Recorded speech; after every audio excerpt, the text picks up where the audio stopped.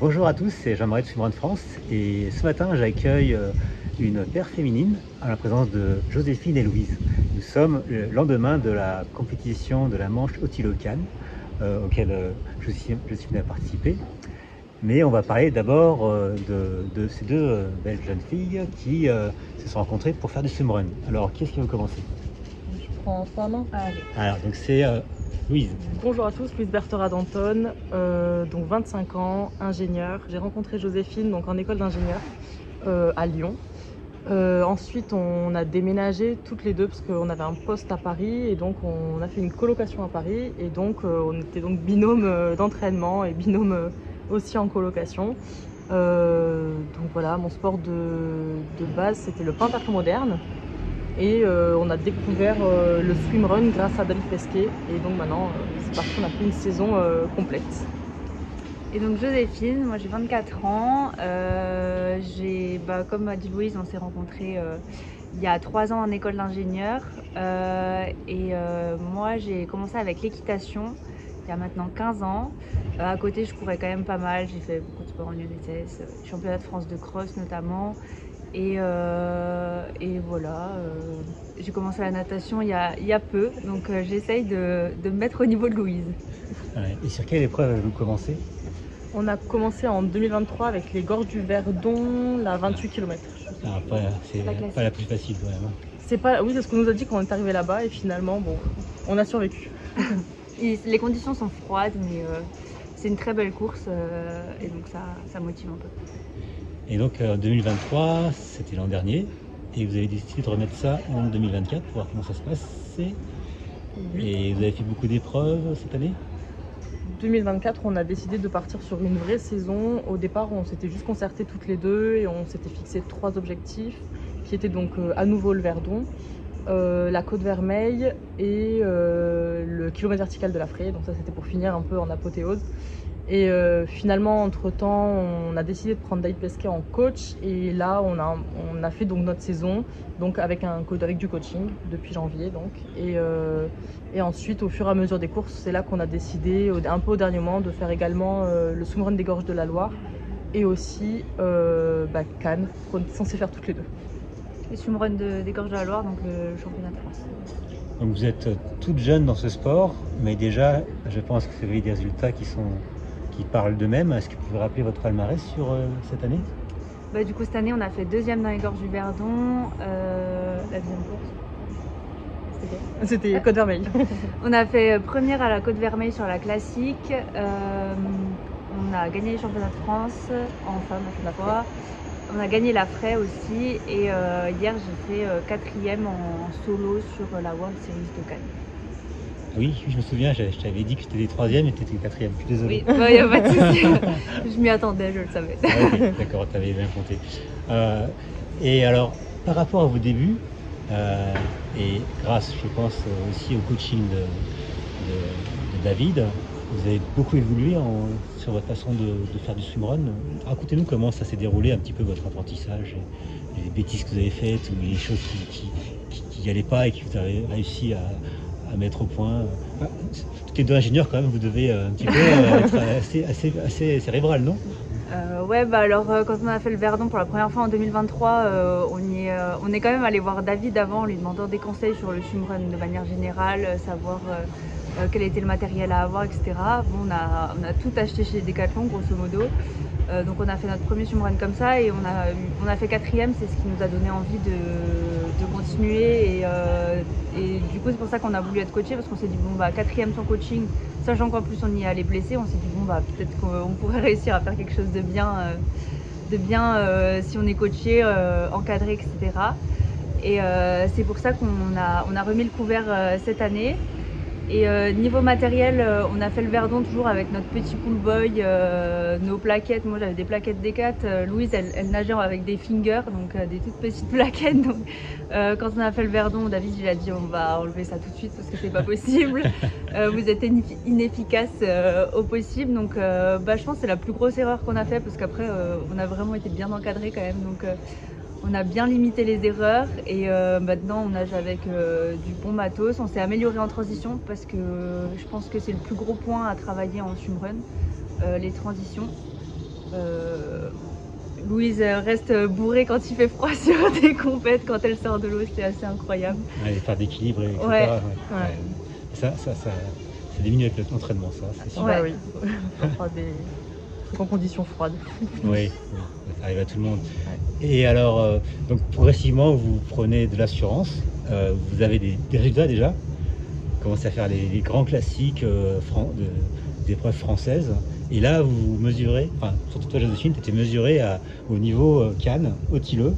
Et cette manche de Coupe du Monde, le niveau, d'après tout le monde, est très relevé, même pour une Coupe du Monde. Parce que les Français est une nation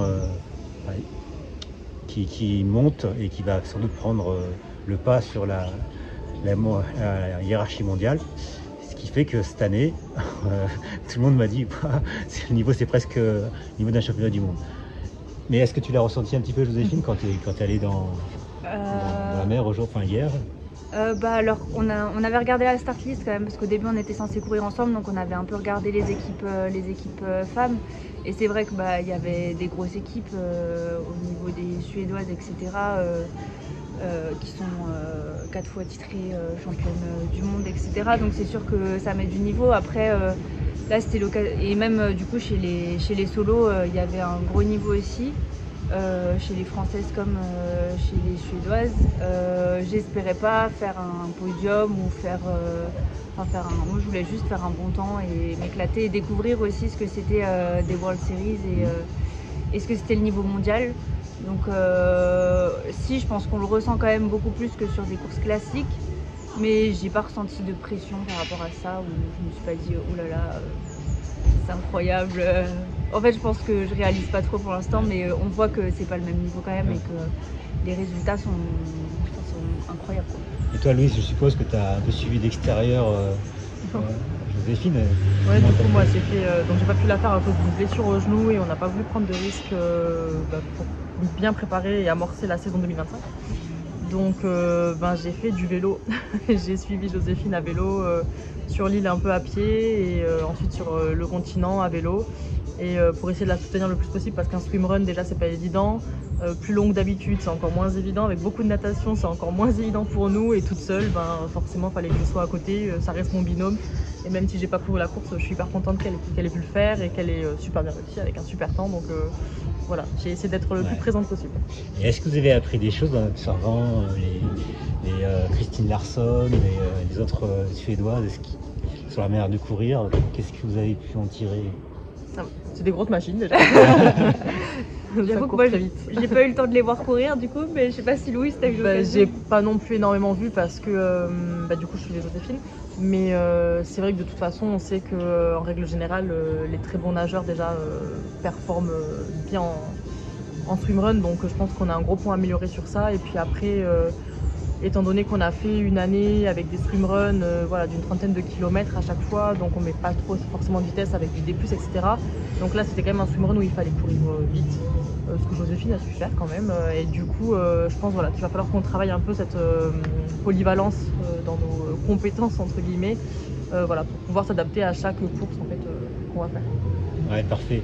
Et je voulais dire, est-ce que vous arrivez en vous entraînant à avoir d'autres partenaires d'entraînement que vous deux? Est-ce qu'il y a une masse critique de swimrunners à Lyon, ou je pense que c'est un peu... Alors là du coup maintenant on était à Paris, parce qu'on a quitté l'école, maintenant on travaille à Paris. Là Joséphine, il se trouve qu'on n'est plus en coloc, donc Joséphine va retourner en Alsace et moi je reste sur Paris. Ah d'accord, je crois que c'était sur Lyon. Non, école d'ingénieur sur Lyon, et après on a vécu à Paris pour le travail. Ah oui, d'accord. Et donc non, on s'entraînait toutes les deux. Toutes les deux, voire solo quand on n'avait pas les emplois du temps qui concordaient. Mais de temps en temps on descendait sur Collioure pour faire un petit stage ou un week-end choc avec David, et donc il incluait d'autres personnes aussi au groupe, soit des connaissances à lui ou des gens qui coachent, donc c'était sympa, ça nous permettait de voir un petit peu autre chose. À Paris, il y a quand même quelques bons surrunners. Hugo, oui, exemple, alors je le croise quand je fais des petits footings sur les quais de Seine, mais je suis pas sûre qu'il dise c'est Louise. Super sympa. Oui, c'est très chouette. Tu devrais lui parler parce que franchement, il est adorable. Oui. Ouais, d'accord. Donc maintenant, on va peut-être aborder, après 2020, Cotilo, je ne sais pas si vous comptez refaire un swimrun après. Il y a peut-être Beaulieu, Cadaqués ou... Et ben là, on est un peu cassé. Enfin, Ah du oui, coup, moi, j'ai la pas fait saison, Cannes, donc ouais. on va éviter de repartir sur autre chose. Joséphine a quelques petites douleurs, donc on va mettre un petit peu tout ça au repos. On va faire la pause annuelle et puis après, on va préparer 2025. Et donc, a priori, 2024, cette fois, c'est la bonne, ça devrait être fini. Ouais, là, on va s'arrêter pour de bon. En vrai, on a fait une bonne saison et puis c'est la première vraie saison qu'on fait, donc on va monter progressivement et on reviendra l'année prochaine avec peut-être une saison un peu plus prévue en avance que cette année. Ouais. Ça va être plus structuré, sans Ouais, doute, avec peut-être un peu vraiment des structuré. pauses, des Ouais. périodes de repos, etc. Avec des vrais objectifs, Ouais. je pense. Alors que là, c'était un petit peu. On participe aux La courses, on les pression. finit Oui, oui, et on c'est voit ce que pour- ça donne. Vraiment, c'était vraiment une année à la fois plaisir et entraînement. Et le Ouais. prochain, ça sera peut-être. Faut garder le plaisir, Toujours plaisir. mais avec un entraînement bien plus structuré et plus efficace, peut-être optimisé. Ouais, c'est ça. Ouais. Est-ce que vous avez compté marquer encore des points pour Otileux ou c'est pas du tout ça se vient... Bah forcément, il y Ouais, avait ouais. ça derrière la tête quand on s'est inscrit à Cannes, donc Joséphine a pu en prendre. C'est loupé pour moi pour cette année. Donc bah, c'est pas grave, on verra. On n'a pas encore prévu la saison 2025, même si on sait qu'au bout il y a potentiellement cette course-là. Donc on sait pas encore, faut qu'on y réfléchisse, voir si on décide de faire une année supplémentaire pour prendre de l'expérience, ou alors si on décide bah, justement de prendre directement l'expérience au championnat du monde pour voir la course, le parcours, etc. Mais vraiment en y allant dans l'objectif de pas forcément de s'amuser, mais de découvrir. Et pas de performer, pas tout de suite. Après, bon, il y a quelques petits swimruns en tête qu'on aimerait faire toutes les deux, à voir si on les cale cette année ou si on les cale l'année prochaine. Je pense notamment à la Gravity Race. Prendre ma revanche à Cannes, du coup. Ouais, Parce que... on va revenir à Cannes, mais à deux cette fois. Ouais. Et ouais, voir un peu. Swimrunman a sorti des nouveaux swimruns, donc ça peut être pas mal de les faire. On n'a pas fait Vassivière encore, donc ça peut être intéressant. Donc ouais, on a des petites idées. Maintenant, il va falloir structurer tout ça et savoir si on veut aller au championnat du monde cette année ou pas. Ça va dépendre peut-être des points et ouais, de l'objectif de la saison. Ouais, voilà. Ouais, il va savoir que j'ai oublié une question très très importante, c'est qu'est-ce qui vous fait vibrer dans ce sport? Parce que vous allez mettre de l'énergie dedans, mais pourquoi? Bah, déjà de base, je pense qu'on est deux personnes qui adorent le sport, on en fait depuis toujours. Je pense que si on fait pas de sport, on insupporte tous les gens qui sont autour de nous, donc c'est pas plus mal qu'on se dépense un minimum. Et puis après, ce que j'adore dans le côté dans le swimrun, c'est que ça reste très varié, puisque chaque course change. Le fait d'alterner natation, course, finalement, ça nous va plutôt bien, plutôt que de faire juste une compétition de natation où on se ferait éclater, et pareil en course. Et donc voilà, en plus on part du coup sur un sport d'endurance qui n'était pas du tout mon sport de base, et endurance, nature, et ça c'est vraiment hyper chouette. Et puis forcément l'ambiance, c'est incroyable. Pour toi, Joséphine? Ouais, ça permet de découvrir des nouveaux paysages parce que franchement, on a la chance d'avoir des super lieux pour faire les swimruns à chaque fois, donc ça permet de voyager. Et puis le fait que ça se fasse à deux, c'est incroyable parce que ça nous permet de partager des choses pendant la course et ça lie vraiment. Ça nous lie vraiment, quoi. Ouais. Ok, bah c'est bien. Lier une amitié à travers le sport et profiter un petit peu des beaux paysages dans lesquels les swimruns se déroulent, parce que c'est vraiment ça, un déterminant principal du swimrun, c'est que ça se déroule dans la nature et dans des coins super, n'est-ce pas? Ouais. Le mot de la fin, je vous remercie les filles. Bah, merci à toi. Merci à toi. C'est très chouette.